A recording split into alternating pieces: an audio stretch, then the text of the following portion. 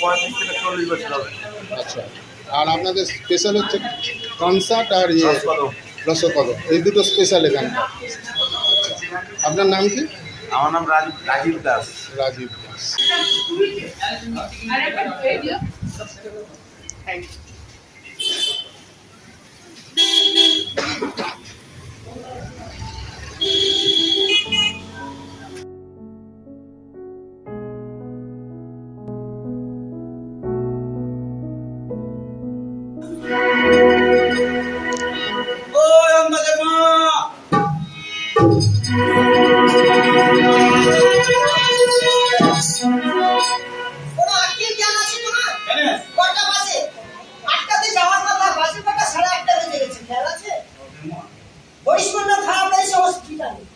তাকে দেখতে যাওয়ার কথা, তোমার পাল্লায় পড়ে আমার জীবনটা শেষ হয়ে গেল। কিসের জন্য দেখেছো? আর তুমি যে এসব আবল তাবল বললে, কি বললে এটা? আরে ঝগড়া করে না হলে না আগাম নাম কেমন করে রাখবো? এটা বললে তারপরে দেখা যাবে। এখন তো আন্দাজের না। আর এসব কি দেখা যাচ্ছে তোমার গায়ে?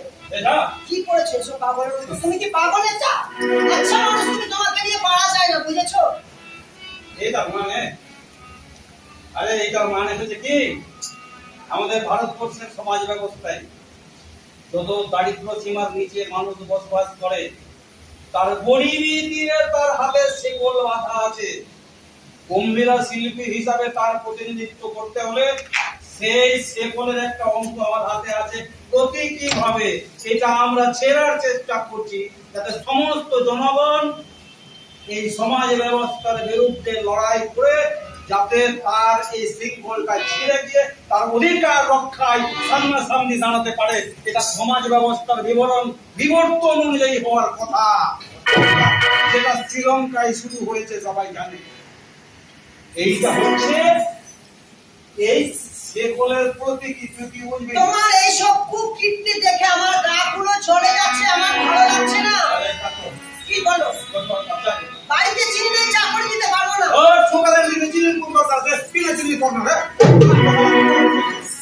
বাড়িতে খড়ি নেই, কি দিয়ে কি জ্বালাবো? এই খবরের কাগজ চিনি করনা। আমি পারবো না। হ্যাঁ চা করতে পারবো না আমি। এই এত লোকে এসব কথা শুনে তোমার ওই লোকজনদের ব্যবহার দেখে আমার গা জ্বলে পুরো ছাই হয়ে গেল। শেষ হয়ে গেলাম আমি। আমার ভালো লাগে না এসব। এলো তোমাদের ভালো লাগছে না? আমার কিছু ভালো লাগে না। তোমার গম্ভীরাও বলছে আর তোমার লোকগুলো খারাপ। এই ভাষা ফেজে বলে না বলা। তোমার চলে যাক না সমান। বল এই কোন না। আমি কি বলছি জানো? তাহলে তুমি শ্রবণ করো। ভালো করে শোনো তুমি। ওই আমার গা চলে যায় তোমার আচার ব্যবহার। ওই আমার গা চলে যায় আচার ব্যবহার। ওই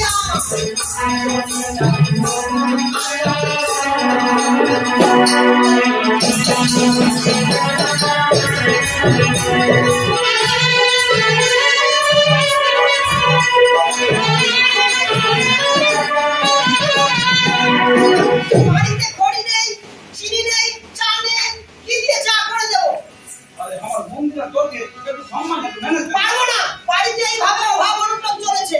বাড়িতে রোজ অনটন চলছে।